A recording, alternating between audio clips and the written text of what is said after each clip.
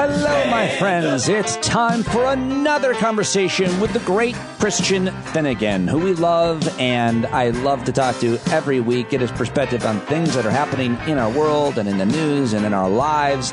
He just does it so well. Comedian and author of the great Substack, New Music for Old.substack.com. Go subscribe right now.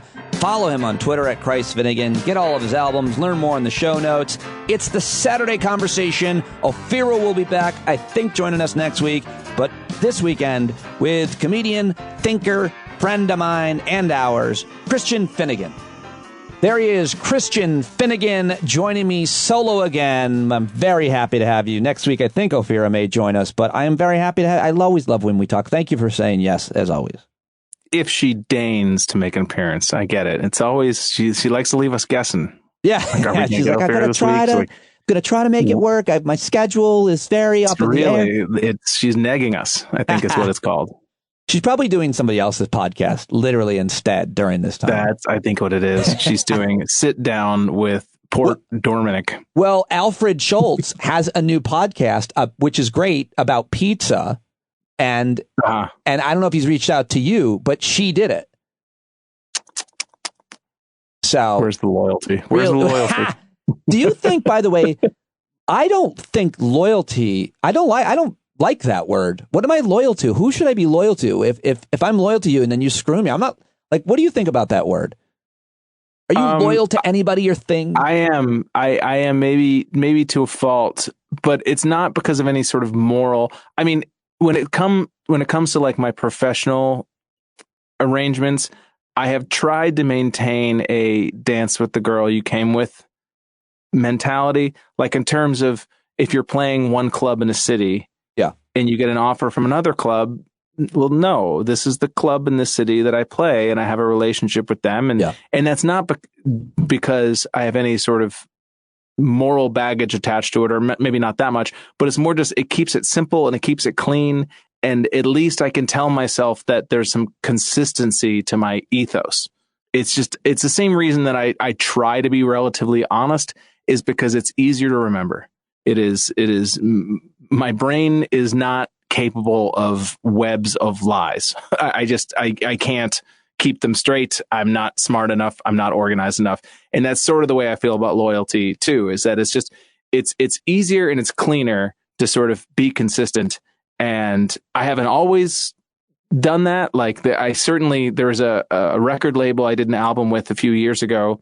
And then when I shot my DIY special, they offered to put that out for me. And I ended up going with another company because they offered money up front and I had partners and I wanted them to get paid. Yeah. Even though I probably at the end of the day would have gotten paid more if I'd stick. And I regretted that, you know, so it's like I haven't been completely straightforward with it. And obviously there's business reasons, but I think generally speaking, it is better to maintain the relationships that work rather than mix things up constantly. So rather than you being someone who I've always thought had high moral character, you're just a real pragmatist. I mean, to me, they kind of work together in the sense that, if I had the mental capacity to be a real scumbag and an operator and Machiavellian, then maybe I would be. And I certainly can point to a number of times where my quote unquote loyalty has had negative repercussions on my personal life. Staying with managers way longer than I should have. Not expecting enough from the people I was working with because, and so I don't necessarily know that I would recommend my path to everybody, but it's sort of just the way. I think it makes a lot of sense. And I like to think I'm probably that way a lot for the most part too. It's interesting when we think, just about loyalty to people or to things or to places or to jobs. It's all different. And I think there's a lot. I guess when I think about it, it's always like, I was thinking about Trump when I said that. Like, he's being disloyal by, running DeSantis or Pence. They're disloyal. And I'm like, that's not really a thing. It's not loyalty. Yeah. I mean, he's right in the sense that people like DeSantis made their bones on being like, I love Trump more than you do. You know what I mean? Like, Nobody forced DeSantis to make that stupid ad about the wall where he's teaching the kid, like, oh, we're going to build the wall. That's like, right. That's the ad he made when he was running for governor in Florida. Yeah. So it's like, you signed up for that. Yeah. But I mean, that's always been Trump's thing, is loyalty means one thing. It means you are loyal to me and that you take it silently when I am disloyal to you. That is what loyalty is to him. I don't understand how we've gone this many years and people don't seem to understand that, that this is a man who is a shark. And I don't mean that in a complimentary way. It's like he swims in one direction and he is pure id, and that id is what redounds to my benefit. Right. Everything else is not even secondary. It's tertiary at best. If you get in his way and you're a loved one, doesn't matter. It doesn't matter. Yep. It seems to me that, maybe he has some genuine love for his kids, but it's like, it really seems from the way he refers to them, the way he talks about them, that he loves them primarily as reflections on him. And I guarantee you, if one of his kids came out as trans or something like that, like, do you think Donald Trump would still defend that kid? Like, do you have any illusion Elon that Musk he would actually had that happen and has not? Yeah, he has gone very anti-trans, of course. Okay, so Trump gets indicted, and one of my reaction was, as a kind of producer of this show and the host of this show, and trying to maintain credibility with my audience, what I've always done is try to have people on that generally get things right. And you can never know the future and predict things. A lot of things, politics, obviously not a science. But a lot of people said that Trump would never, ever be indicted. And a lot of other people said that eventually they think that Merrick Garland, this Justice Department, this special prosecutor, they will. He's been indicted now twice. But my question to you is, like, there's been such a business and industry around predicting the outcomes of his legal future. But to the people who said, like, they're never going to do it, that cynicism is now wrong. Yeah. I mean, the fact is that we always want things to be one way or the other so that we can kind of feel some sort of mental closure on a subject. It's like, oh, he's definitely going to jail, right, or they're never going to charge him, because we want to be able to sort of get comfortable in that. When the truth is that these things grind very slowly, and who's to say where this will end up? But it's been moving.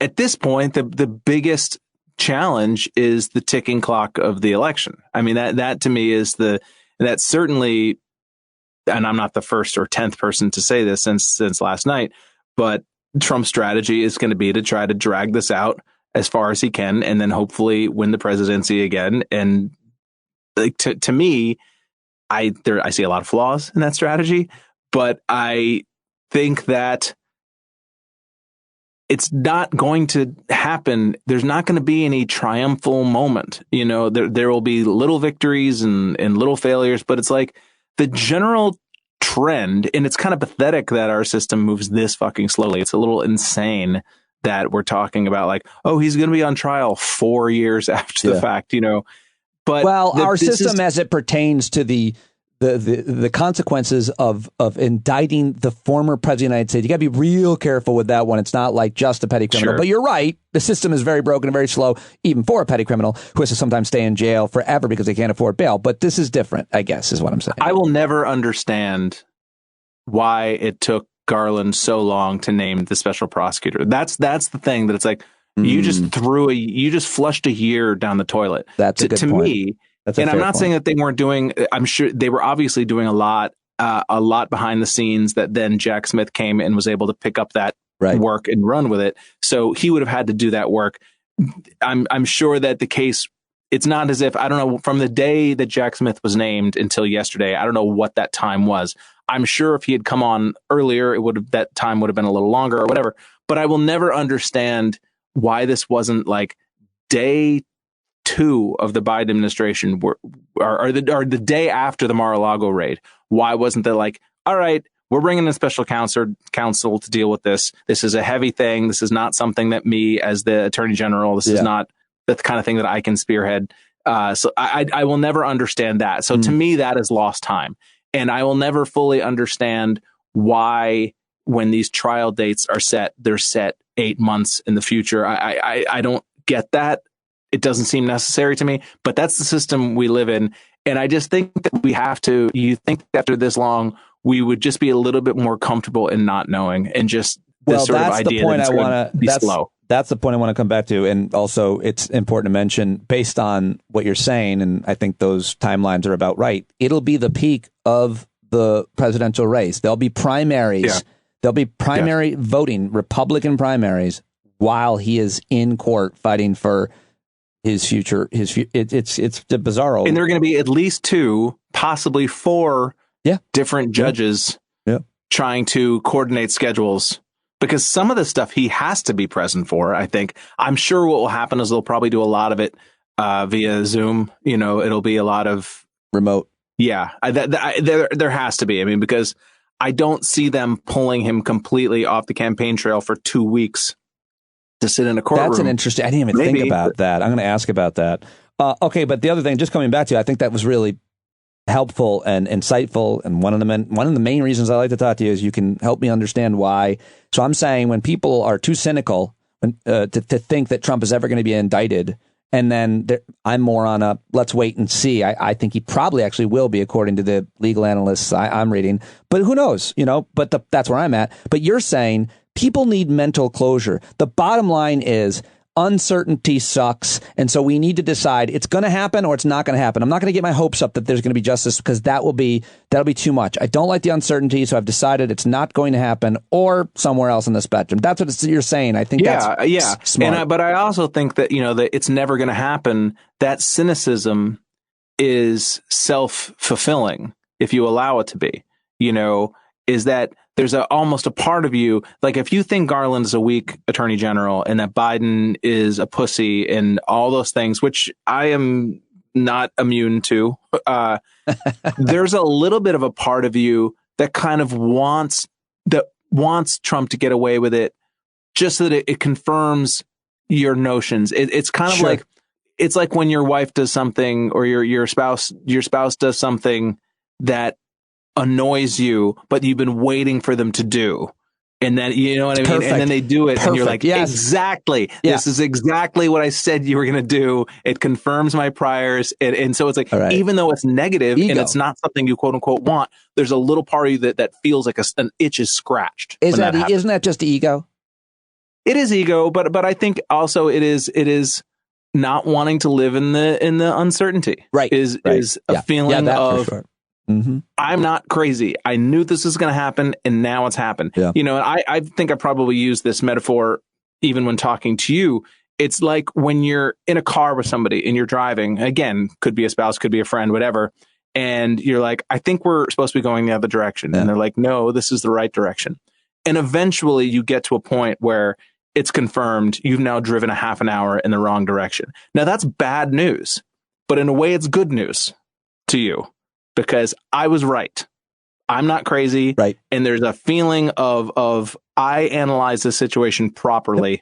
And I'm happy that I got that right. And I think we have to guard against wanting our own failure to sort of confirm our priors. Yeah, that's so true. I did a joke, never really worked, but like I've had that confirmed much quicker than a half an hour. It's worse when you go a half an hour out of the way. But when my wife and I were trying to move a piece of furniture from the door, I finally was like, kind of snapped. I was like, just put it upright, put it this way. It will go through. And it immediately didn't.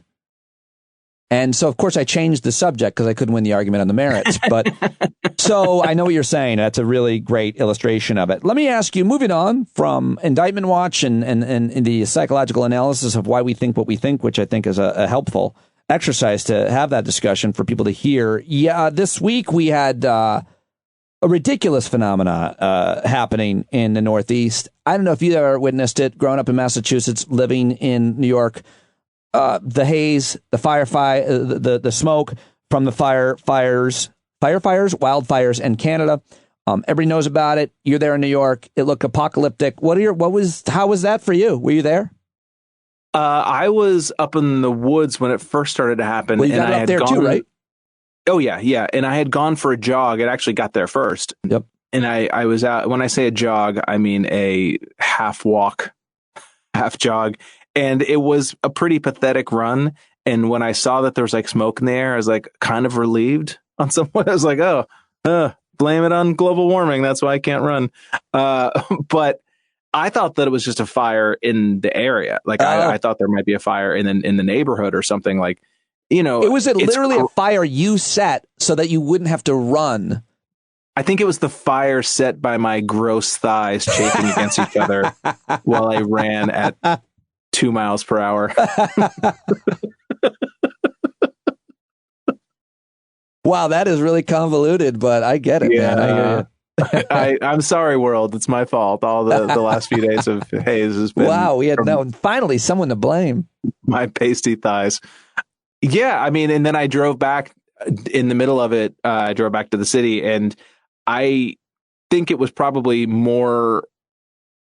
I never saw like the eeriness that like all the people took pictures in Manhattan. I think that, you know, where the street lights came on and stuff like that. I'm in Queens where the buildings aren't as tall. And so there's not that same degree of sort of spooky post-apocalypse look. You know, on the one hand, I know a lot of people from California were like, welcome to the club. Like, right. You're not special. We deal with this all the time. But again, the Eastern Seaboard is very, very crowded with a lot of people. So sorry that this is new to us, but you're going to hear people talking about it because it's weird. And what you worry about is it like, oh, is this just going to be a thing now? Is this going to be 2 or 3 times a year? There's 4 days where you can't go outside. Yeah.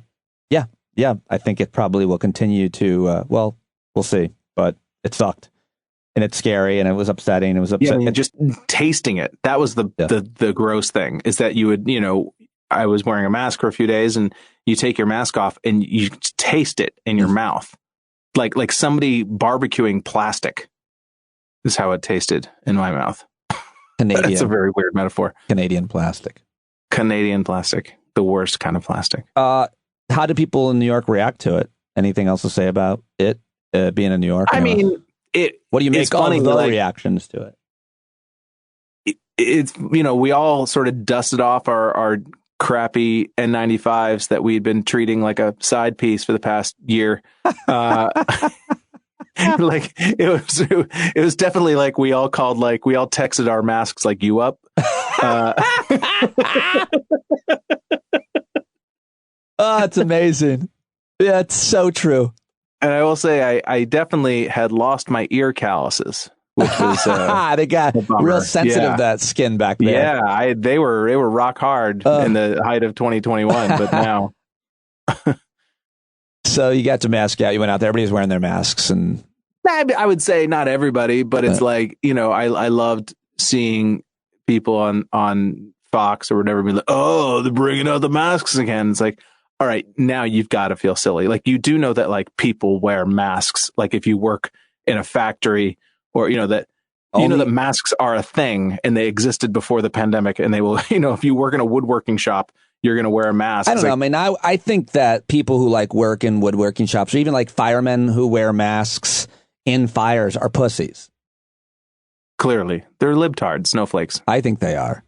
One guy went on Fox News, a longtime climate denier, a guy named Steve Malloy. I don't know if you saw this, but he basically made a case to Laura Ingraham, or however her name is pronounced, that it's not dangerous to breathe, to get out there and exercise is not dangerous. He really went off on it, even though, I mean, a lot of people went to the hospital, apparently.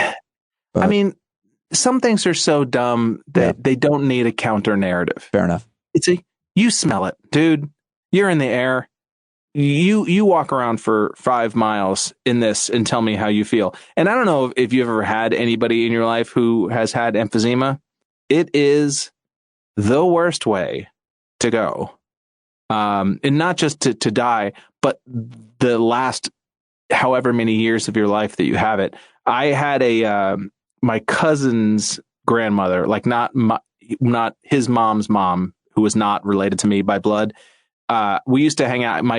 We used to go to my cousin's house like every weekend. We'd hang out with them, and a lot of time. And then at a certain point, his mom's mom was living with them, and so I would see this woman at least once a month, even though I wasn't related to her. And she had emphysema, And there were times where like my brother and I like would say, can we not go there? Because she creeped us out so much, because she would just constantly be like, you know how it is when you have phlegm in your throat that you can't get out. Think of that 24 hours a day for the rest of your life. I don't want to. Where you're just no thanks, I'm good. Like it is just the worst thing. I think I would take, I don't want to knock on wood here, I would take cancer over emphysema in that degree. So I just don't know why you wouldn't want to sort of protect yourself against inhaling particles. Like I don't know why that's a liberal mindset. Okay, well, let me ask you about another big thing that I shared your tweet in as many possible ways as I could about. Pat Robertson died the other day. He did? Yeah. Yeah. I wish I could have told you in real time and seen your reaction, but he is gone. We've lost him. And you tweeted something about trying to find it. How long do you need to hold your piss to find out where he is born? I love that tweet, and I loved a lot of other things. What was your reaction to him? Anyone know when Pat Robertson will be buried? To make what Pete said make sense, the tweet actually was, does anyone know when Pat Robertson is being buried? I'm not sure how long I can hold my pee. Sorry about that. Thank you. That was such a dad way of like retelling a joke. Terrible. Where it's like punchline first, no setup. Great podcast host, buddy.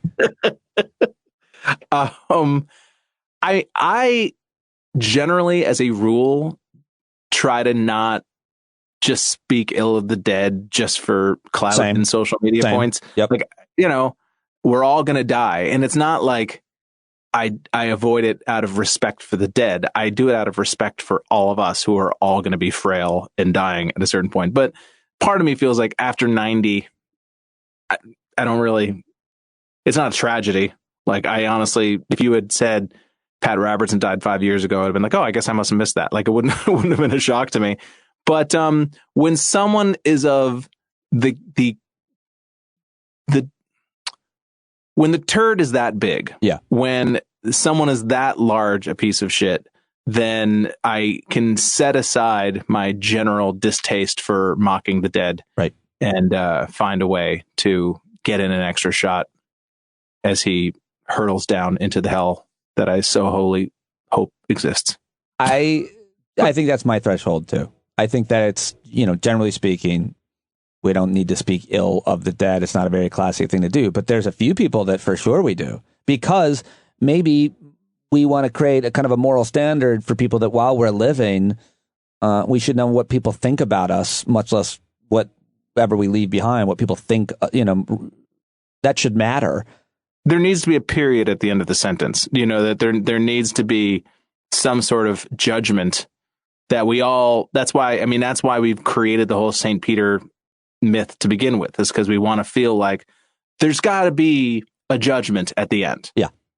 Someone has to, like, if I've been a moral person and you haven't, there's got to be some accounting there. And, I'm not a religious person, so I don't believe that happens in front of pearly gates or whatever, but I believe it can happen here. It can happen here in your absence. And I think that I don't necessarily know that it's going to be a deterrent from future people looking like assholes, but I think for history, it is important to stress that this person was a piece of shit, and he made the world a markedly worse place, and he ripped off countless millions of dollars from nervous, mostly older people who wanted to feel closer to God, and he should be in whatever sort of rhetorical hell that we can create here on Earth. I love it. I didn't even think, it's the first time I thought about it. It's kind of obvious, but I'm glad you mentioned it, how much he grifted. Yeah. I mean, he, in many ways, he created the whole, not created, there were obviously scumbag preachers since there have been preachers, but in terms of the model. Yeah, absolutely. Absolutely was the Beatles of televangelism. 700 Club. It's not a smart joke, but it made me laugh last night when a listener said at their hangout, said it was a 699 Club. Now, Yeah, I think I did see that. Yeah. I'm sure everybody made that joke everywhere. But anyway, so yeah, he's dead and gone. All right. Before I let you go, I do want to ask you just quickly about CNN this week. That was going to be a bigger story. I guess Chris Licht is, what is it? You know, there's past examples of this, like when the South Carolina governor just left to have an affair, and it's all we were talking about. And then Michael Jackson died, and he was off the hook. And you may have an example, I don't know, but basically Chris Licht was like he was the punching bag for that dumb that he.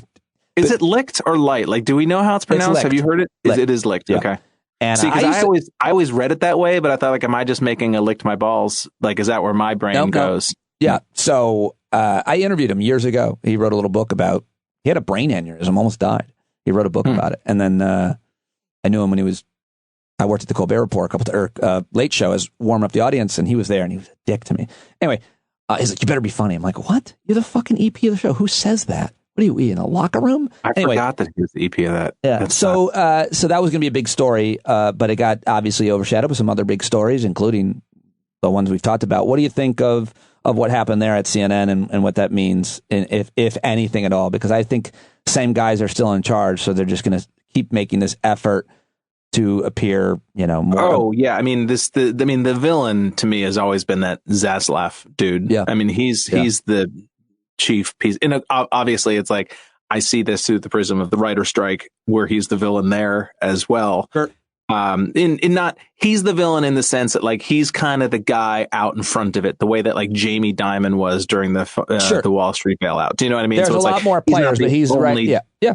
Sure. He's the guy who seems to be in front of the mic most often. Yeah. And kind of is the archetypal clueless executive who looks down on people who actually have worth and value and yet brings nothing to the table personally. like it's so fun. And again, I'm veering off into writer strike stuff, but it's just like this whole idea of like AI replacing writers and all that. It's like, there is probably a simple computer that exists right now, like not even in the future, that could replace David Zaslav in 5 minutes. Like, there is absolutely zero value that these dudes bring to the table. It's just over important to computer program. Remind people, as you're talking about as it relates to CNN, but let's remember Zaslav gave the commencement speech at Boston University or Boston University a week ago, and was booed. And that was not because of CNN. That was because of what you're talking about with all the networks that he runs and the writers, and now the SAG strike along with it. So anyway, back to CNN. Zaslav. Yes, back to CNN. But to me, it's like that dude being in charge. He's the guy who's got to go. It's not Chris Licht my balls. It's I just keep thinking of that scene in Zoolander where Derek Zoolander he books the Derelict campaign and Derelict and he's like, oh, sorry, you didn't book Derelict, Hansel, and he's like, I'm gonna be surfing with my buddy, so you can derelict my balls, bro, or something like. Sorry, now that's a stunning rendition of the movie Zoolander. Spoiler alert. Bonus. Anyway, the thing is, CNN has never really known. It's been 15 years since CNN really had a purpose. And the last time that CNN had a clear identity, it was a lame identity. Like they were the Lost Plane network. They were the shiny object network. And that's kind of what they were. It's like, there's a kid who fell down a well, or a balloon boy, or there's a plane that nobody can find. And we're, the coronation or the queen's death, like that was sort of their time to shine, is just endless brainless coverage over shiny object news. And now then the internet came along, and Twitter and social media, where all that stuff started disseminating, and we didn't really need a TV network for that. Right. And say what you want about Fox or MSNBC, and I'm certainly not making them equivalent, but they had a model that was based on commentary and discourse, and they were able to sort of weather social media or even take advantage of it, to me, in a way that CNN wasn't. And so then CNN kind of always was 1 foot in, 1 foot out with the modern world. Like, I don't think they've really known what they've wanted to be for a long time. And they have so many, the answer, what they should do, or what I wish they would do, what I think a lot of people would wish they do, they have more people in various parts of the world than any other network. Yeah. They should be the global, here's what's going on in every corner of the world network. That's what they should be.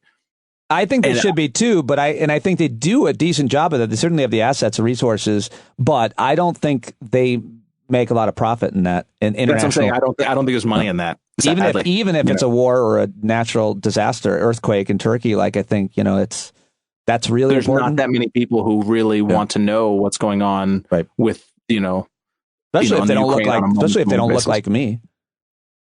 Yeah. What do you mean if they don't look like you? Like if you can't relate to the people that are, in this war, you don't know anything about them. It's really easy. Oh, I see the people in the war. I see what you're saying. Yeah. I mean, the Turkish. That's what I think people wish that CNN would become. Yeah. But like you said, I don't think there's a ton of money in that. Yeah. So I don't really know what they do. I mean, they're always just going to kind of be, to me, kind of a neither nor. Why would I don't understand why you would tune into CNN. Like I've never really understood that. Well, they need a rebranding, and they rebranded their lower third Chiron. I think that'll probably make a difference for people. Absolutely, they'll see CNN differently now. This is the phase they're in now. You got to appease the Chiron heads. Yeah.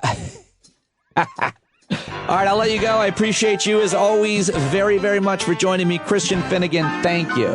Thanks, brother. All right, there he goes. Christian Finnegan, Christ Finnegan, new music for olds.substack.com. Go subscribe. Another great conversation. Love talking to him. I hope you're having a great weekend, a great Saturday, and I look forward to talking to you again all next week. I've got actor, comedian, writer Michael Ian Black joining me, also the author of Girl Dad, Madeline Anderson, and certainly a whole bunch more. Dr. Aaron Carroll is set to join us. Very excited about what's to come next week. Have a great weekend. Be the change you want to see in the world, and I will talk to you then. When you can't see the forest for the burning trees, you got to stand up. Hey, you've been sitting so long, you got the creaky knees, you got to stand up. Stand up. I think your driving wheels been leaking grease.